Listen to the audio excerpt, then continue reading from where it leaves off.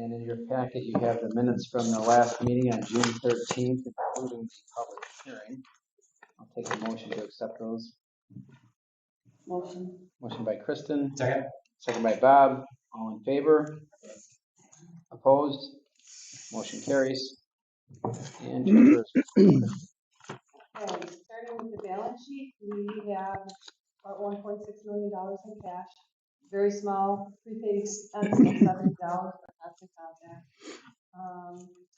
On the liabilities, we still have accrued liabilities on the balance sheet, and I saw in the minutes that we're going to address that this month. I didn't know what that meant actually about address. I mean, do we want to keep it on there until the end of the year? Do we want to take it off? I'm sorry, what was this for, the GM? GM one. Yeah, my accrued liabilities is still on there for 193. It was You raised can, last month. I would say we can safely say that that's Yeah. done. That That is- case is done. We, not sure if Kate had a chance to get it into you, but there was a final bill that came in In from, today's. Yep. oh, it isn't. Yeah. I would say that constitutes our final bill on that Okay. entire matter, and that should, you can transfer that money over. Right? All right. That's why it's 193 and not 250 because of the bill. No, that was for the GM payout, the 50-some thousand we paid the GM for the settlement. Oh, that's right. It was There in is. interest and, you know, Right. and the adjustment, a Right. small amount of interest that ran. So next month, we will remove that from the balance sheet. Yeah. And then we have a annual or year-to-date net loss of $13,231, which is over to the income statement. See that matches the year-to-date income. We're, a little lower than our budget year-to-date. We still have some items that we're expecting to come in. We had an interest income of $4,236.91 and expenses of $13,671, leading to a net monthly loss of $9,433.81. And the statement of cash transactions, which shows our beginning balance of cash with the interest added of the $4,236.91, less our disbursements to the ending cash figure of $1,579 to work with. Any questions on the? All right, we have our financial statements presented by our treasurer. I'll take a motion to accept those. I'll make a motion. Motion by Bob, Second. second by Janine. All in favor? Opposed? Motion carries. Okay, and then on the last page is just our request for check disbursements. The only items that we don't normally see on here is a $3,700 for the brush hogging, which Tom has referred to in previous meetings, and the final billing from the GM litigation of $860. For total July payments of $17,790.82, and I present this to the board for payment. And I would just make one comment that 3,700 should normally be 3,500, but I think I mentioned that we had them go ahead and do Up North hosting, so there's an additional $200 charge to have the Up North hosting lot done, but otherwise everything's in order. All right, we have a motion by Kristen to pay the bills. Second. Second by Dan. All in favor? Opposed? Motion carries. I don't have a ton of items, well, one substantive item that I kind of stumbled across by mistake or error or happenstance. I'll send it around to you that recently rebranded Niagara Rural Transportation, whatever it is, that's now Connect Niagara, set up a stop in the IDA park. Now, this bus stop is right outside of Up North hosting, ironically enough. When I pass the map around, we're on the blue route. It's not a black dot stop. It's a, hey, I'm going to come up out of the, ironically enough, the sheriff's office up Gothic Hill to Upper Mountain through the park over to Junction Road. So I have let obviously all the businesses in the park know about it. I didn't hand it out to you, but when you look at the schedule for that blue route, there really would be options for folks that worked 7 to 3 or even 7:30 to 4 based on how the route works. So obviously it's only within Niagara County, but kind of stumbled across that. So you never know, given the challenges that folks have recruiting and so on. You have in your packet the final report of the Cultural Resource 1B. It's a total of, I don't know, 13, 14 pages. I'd encourage you to look at it just because I think you'd find everything from all the shovel pits that were dug and what was found and not found. They're a little over the top in terms of how they describe all the soils. But there was, quote unquote, very little found in general, and more importantly, nothing of historical significance found. You can determine that on page 7. So due to the lack of indigenous and historic period archaeological sites, development of the town of Lockwood IDA Park South within the project area that he focused on will have no impact on cultural resources in or eligible for inclusion in the state historic park. So this now gets sent on to SHPO. I'm waiting on, I can talk about that now.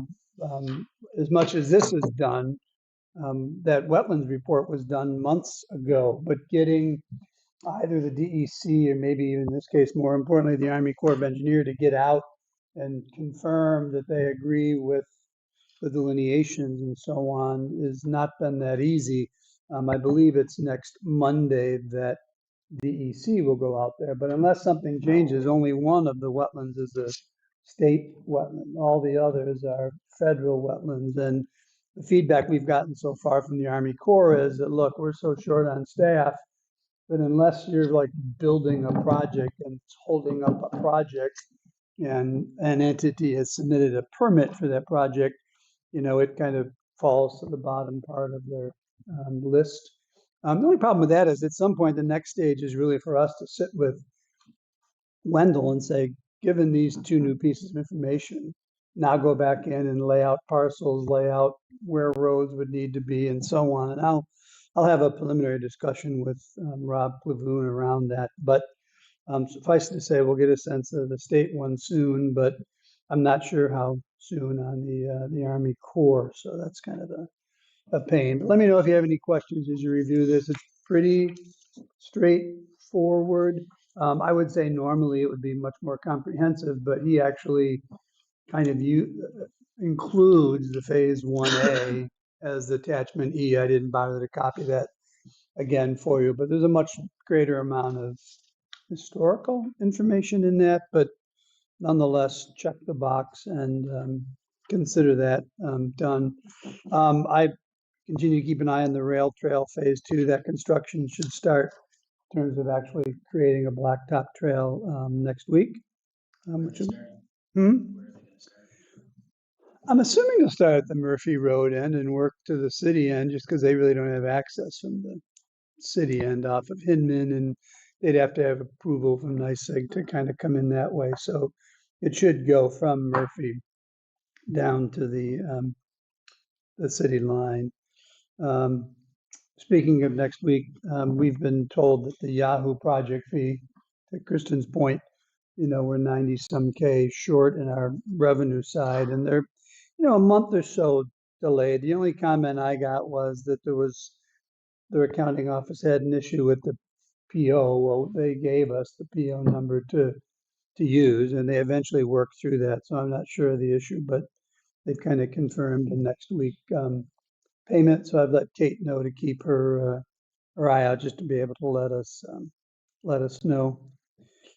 We probably once or twice a year do these joint business retention visits with the Niagara County IDA. I just want to let you know next week we have one with Custom Laser, which I think is timely. I'd like to get a better sense of what their plans are for the old Aviant Poly 1 building. When I was touring through the park yesterday on something I'll tell you about in a second, I did for the first time see a single car over at Aviant, but that's not really accomplishing much. So I'll have a much better sense of their plans and their timing for that building after that joint retention meeting. The only other thing I have is, and I can pass pictures around if you want to, but we got phone calls yesterday of some fairly significant road flooding in the IDA park, initially only noted on Commerce Drive, kind of between Moline Magnetics, one driveway, and kind of the XPO in and out. And it was significant. I mean, my truck could make it down the middle, but if I'd gone off to the side, it'd be a bit of a challenge. And maybe more importantly, trying to get Moley employees out of their driveway really would have been an issue. Turns out when Jim Rook, the highway superintendent, came out, they noticed that where Crown and Enterprise connect, there was a smaller area of flooding, but just as deep. If people at J&R Products had still been there, they'd had a challenge to get out onto Enterprise Drive. So all that to say that, you know, it allowed us to have a discussion with Jim Rook from the Highway Department, realizing that, you know, we're probably overdue on some of the ditching. And maybe most importantly, that water in the park runs two places. It either runs down behind Department of Transportation and heads south, or a large part of it, by design, heads to the retention pond we have behind Custom Lasers 2 facilities. And I think it's pretty obvious that the ditches in front of that and heading back to the retention pond are just chock full. So I think once we get through paving season, which really won't be till September, you know, we can work with the highway department to get in there and, you know, ditch that out and clean that up. Because granted, I'm sure there was 2 inches of rain in a half an hour, but you know, that isn't something we want to have happening. So I'll take a look today just to see if there's any residual stuff, but definitely impactful for sure. No, I think that's it, Todd. Okay, all right, thanks, Tom. I got a couple things for exec, but Okay, all right, attorney's report. Tom? Passed out an 8-page inducement resolution for CEVA Wind this morning. As you'll recall, we conducted the public hearing at our last meeting. We did not take action on it yet. Really, the night before that, I had circulated this revised and updated resolution to Padma and her team, including her lawyer, for review and comment. I have not gotten any, which I'm taking to mean that it's in good order. Basically, what this does is it incorporates Padma's updated application with the updated expected costs, which kind of basically doubled.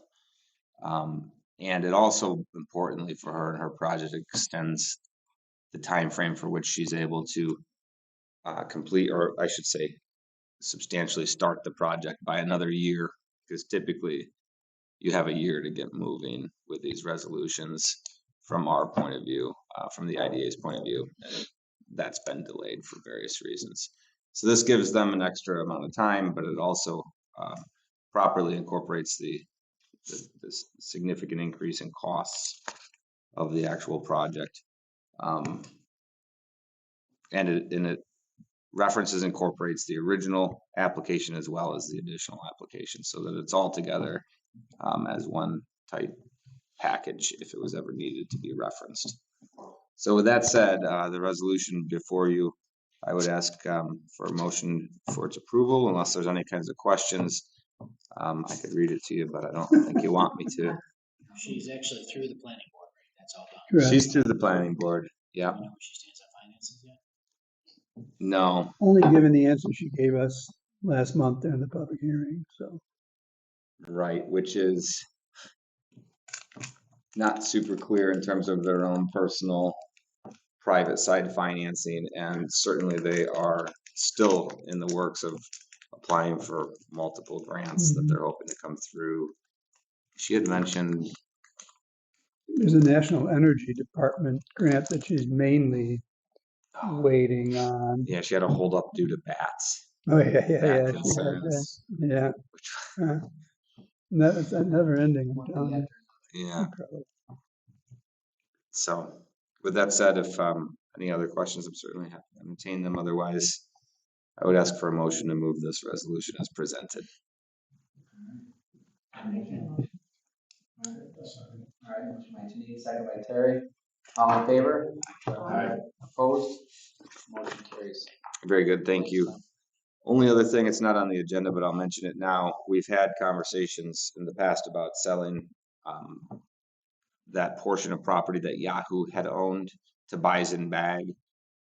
Just 2 days ago, I finally got an affirmative okay from Bison Bag that the contract that I had sent them was good by way of their lawyer. So we're gonna get that executed, which you guys have already done a resolution to allow us to execute that and move forward on that sale. So that should be moving forward again. I'm not sure what their plans are in terms of trying to break ground or anything this fall, but usually they seem like they want to move very quickly, but there again are sometimes holdups. But expect that to move forward, I would think. 5.4 acres? 5.4 acres. No, how much money? 20, It was 20 an acre. 20.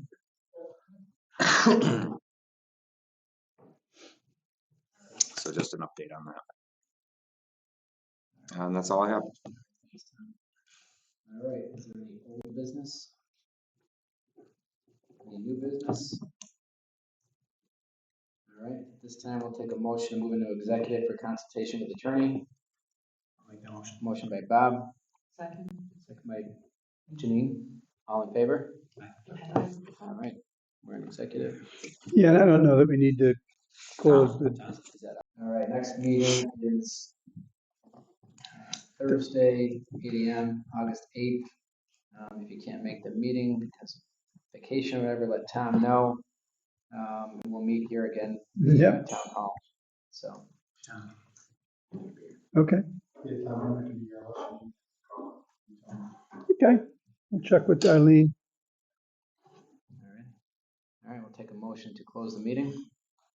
So move. Second. Motion by Dan, second by Bob. Meeting adjourned. Thank you. You said the planning board too? Oh, sure. Attorney for